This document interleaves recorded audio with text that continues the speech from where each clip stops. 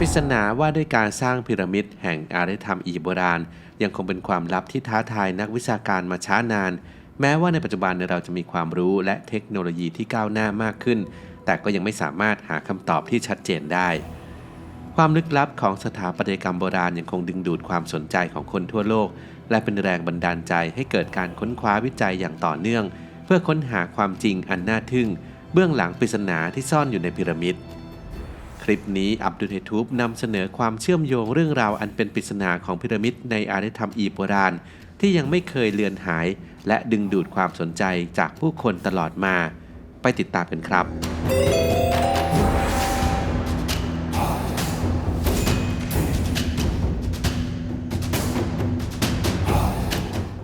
1. สิ่งที่ลึกลับที่สุดคือวิธีการสร้างพีระมิดนักวิชาการจากทุกสาขา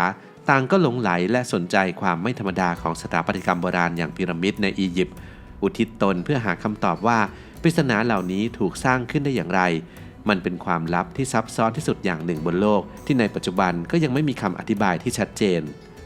ชาวอียิปต์โบราณเป็นชนชาติที่มักจดบันทึกทุกอย่างที่เกิดขึ้นไม่ว่าจะเป็นจำนวนศัตรูที่ถูกสังหารในศึกสงครามชื่อบุตรธิดาของฟาโรห์สูตรการทำอาหารตลอดจนบันทึกทางการแพทย์เรื่องสั้นการซักผ้าและการสำรวจต่างๆบันทึกเหล่านี้ถูกค้นพบในกระดาษปาปิรุสแต่น่าเสียดายที่ไม่มีเอกสารใดบันทึกถึงวิธีการสร้างพีระมิดเอาไว้แม้แต่ฉบับเดียวจากการค้นพบบันทึกเหล่านี้ทำให้ผู้เชี่ยวชาญสามารถบอกชื่อม้าของฟาโรห์ที่ใช้ในสนามรบหรือเครื่องประทินผิวของสาวอียิปต์ได้แต่กลับไม่สามารถอธิบายอย่างละเอียดได้ว่าชาวอียิปต์โบราณลากหินขนาดใหญ่เหล่านั้นขึ้นไปเรียงซ้อนกันบนพีระมิดได้อย่างไรด้วยเหตุนี้จึงมีทฤษฎีแปลกใหม่มากมายเกิดขึ้นเพื่อพยายามตอบคำถามที่ชาวอียิปต์โบราณเก็บงำเอาไว้ทฤษฎีต่างๆเกี่ยวกับพีระมิดในช่วงเริ่มแรกที่มีการศึกษากันในศตวรรษที่ 18 มีพื้นฐานมาจากการสังเกตภาพประกอบที่ใช้เผยแพร่ถูกวาดจากสิ่งที่ได้ยินและจินตนาการจนบางครั้งพีระมิดก็ชันและมีจำนวนมากเกินไป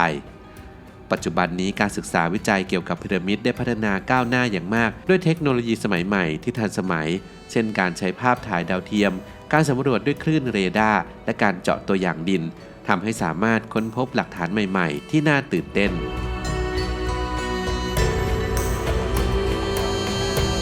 2. แม่น้ำโบราณที่สาบสูญเดิมนั้นเรารู้เพียงแค่ว่าพีระมิดถูกสร้างขึ้นในราว 4,500 ปีก่อนกระจายอยู่ทั่วอียิปต์และมีมหาพีระมิดแห่งกิซ่าเป็นพีระมิดที่ยิ่งใหญ่ที่สุดในบรรดาพีระมิดทั้งหลายรวมทั้งนักโบราณคดีเคยคิดว่าชาวอียิปต์โบราณต้องใช้ทางน้ำใกล้เคียงเพื่อลำเลียงก้อนหินมาสร้างพีระมิดแต่ไม่มีใครทราบตำแหน่งรูปร่างหรือขนาดของแม่น้ำปริศนาดังกล่าวจนในปี 2024 นักโบราณคดีพบหลักฐานชิ้นใหม่จากภาพถ่ายดาวเทียมและวิเคราะห์ตะกอนที่ไขปริศนาอันน่าชงนมาเป็นเวลานานโดยพบร่องรอยแม่น้ำสาขาโบราณของแม่น้ำไนล์ที่หายสาบสูญไปนานกว่า 4,700 ปีที่เรียกว่าอารามัตซึ่งเป็นภาษาอาหรับที่แปลว่าพีระมิดยาวประมาณ 64 กิโลเมตรกว้าง 200-700 เมตรและลึกอย่างน้อย 25 เมตรโดยแม่น้ำสาขานี้เคยไหลผ่านใกล้กับกลุ่มพีระมิด 31 แห่งซึ่งรวมถึงพีระมิดที่กิซ่าและพีระมิดอื่นๆที่สร้างขึ้นในช่วงระหว่าง 4,700 ถึง 3,700 ปีมาแล้วนักวิจัยเชื่อว่ามีความเป็นไปได้ว่าก้อนหินขนาดมหึมาจะถูกลำเลียงมาตามแม่น้ำโบราณดังกล่าวเพื่อนำมาก่อสร้างพีระมิดของชาวอียิปต์โบราณแทนที่จะขนส่งทางบกที่ยากลำบากกว่ามากส่วนสาเหตุที่แม่น้ำสาขานี้แห้งเหือดไปยังคงไม่ทราบแน่ชัดแต่ก็เป็นไปได้ว่าในสถานที่อันแห้งแล้งและกลายเป็นทะเลทรายแห่งนี้ทำให้แม่น้ำสาขาดังกล่าวและอีกมากมายที่ยังไม่ถูกค้นพบค่อยๆตื้นเขินแห้งขอดและหายสาบสูญไปในที่สุด 3. มาตรวัดในการก่อสร้างความลับของจักรวาลแม้ปัจจุบันจะมีความก้าวหน้าทางวิทยาการแต่การวัดขนาดสิ่งต่างๆยังคงเป็นกระบวนการที่ซับซ้อนไม่ว่าจะเป็นการวัดขนาดของอะตอมหรือจักรวาลรวมถึงการวัดขนาดเพื่อการก่อสร้างที่จำเป็นต้องมีความแม่นยำสูงเพื่อออกแบบโครงสร้างให้มีความแข็งแรงและปลอดภัยต้องใช้ความรู้ทางด้านวิศวกรรมศาสตร์นั่นทำให้การสร้างพีระมิดของอียิปต์โบราณมีความน่าสนใจเป็นพิเศษเพราะในสมัยนั้นยังไม่มีทั้งเทคโนโลยีและความก้าวหน้าทางวิทยาการนักดาราศาสตร์สมัยก่อนเคยเชื่อว่าขนาดและหน่วยวัดของพีระมิดเป็นกุญแจสำคัญในการเปิดเผยความลับบางอย่างที่น่าทึ่ง ถ้าเรารู้ความกว้างยาวสูงของพีระมิดเราจะค้นพบรหัสสำหรับเปิดเผยความลับของจักรวาลอีกทั้งยังมีการสรุปว่าหน่วยวัดที่ใช้สร้างพีระมิดเป็นหน่วยวัดเดียวกันกับที่ใช้สร้างวิหารโซโลมอนและเรือโนอาห์ซึ่งแนวคิดนี้ไม่ได้รับการยอมรับจากนักวิทยาศาสตร์ส่วนใหญ่ที่มองว่าสำหรับชาวอียิปต์โบราณการสร้างพีระมิดนั้นไม่ได้ถือเป็นเรื่องมหัศจรรย์เป็นเพียงแค่พัฒนาการด้านสถาปัตยกรรมเช่นเดียวกับการพยายามสร้างตึกสูงเสียดฟ้าในปัจจุบันมีคำถามเกิดขึ้นว่าเมื่อ 4,700 ปีก่อนชาวอียิปต์โบราณวัดขนาดหรือกำหนดหน่วยการวัดในรูปแบบใดจึงทำให้มุม4มุมของพีระมิดเอียงทำมุมราว51องศาอย่างแม่นยำซึ่งมีผลกับความแข็งแรงมั่นคงของโครงสร้างจากหินปูนอีกทั้งยังดูสวยงามเหนือการเวลาแม้จะผ่านมาแล้วกว่า 4,000 ปี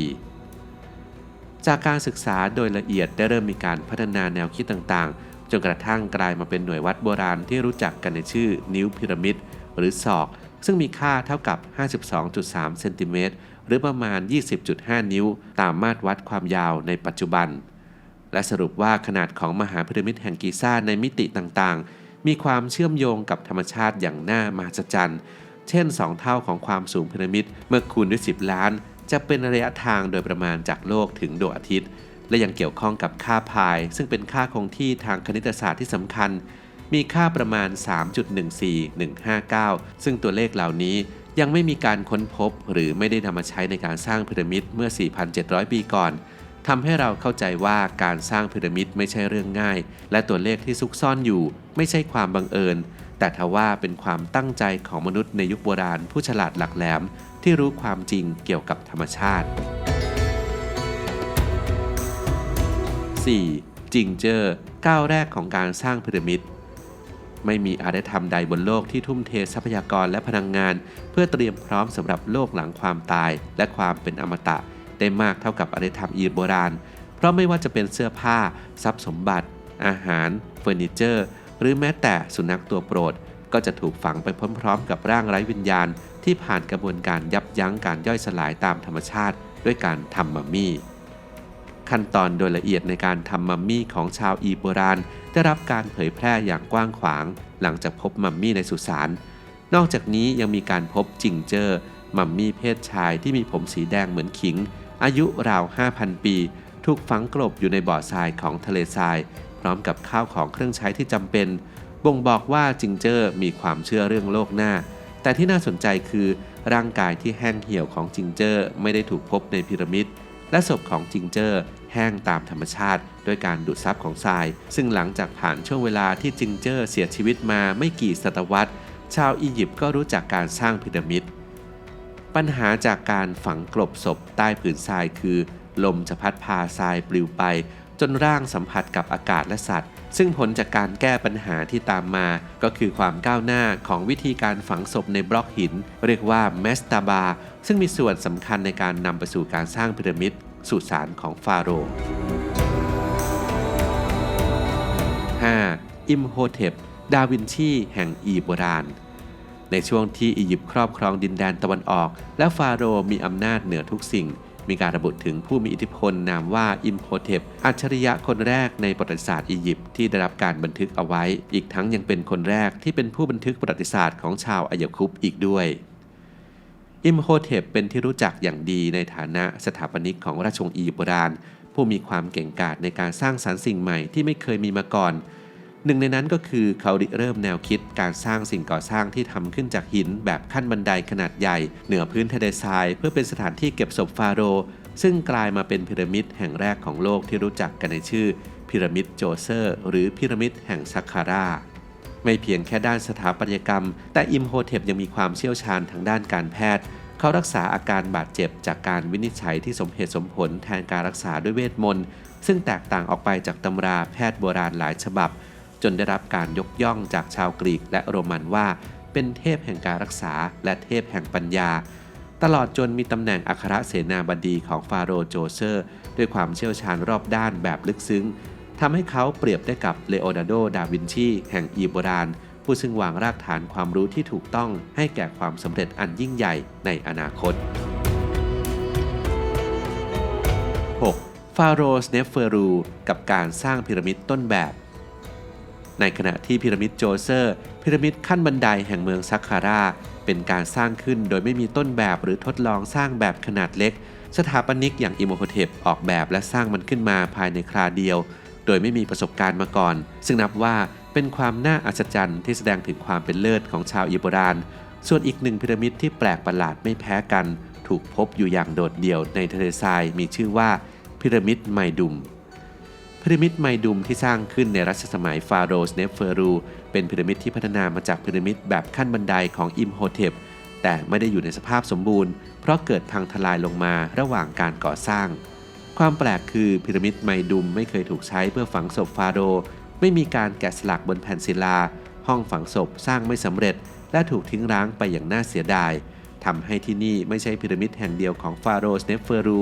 พระองค์ได้สร้างพีระมิดแห่งที่2ขึ้นมาเป็นพีระมิดแห่งแรกที่ทุกด้านลาดเอียงขึ้นสู่ยอดพีระมิด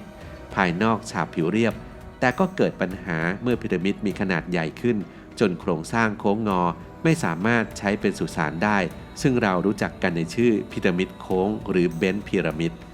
จากนั้นฟาโรห์เนฟเฟอรูในวัยชรายังเร่งสร้างพีระมิดอีกแห่งที่ต้องประสบความสำเร็จเท่านั้นโดยครั้งนี้พีระมิดมีความลาดชันไม่มากและลดจำนวนก้อนหินลงจนในที่สุดพีระมิดแห่งที่3ก็สำเร็จซึ่งเรารู้จักกันในชื่อพีระมิดแดงหรือเรดพีระมิด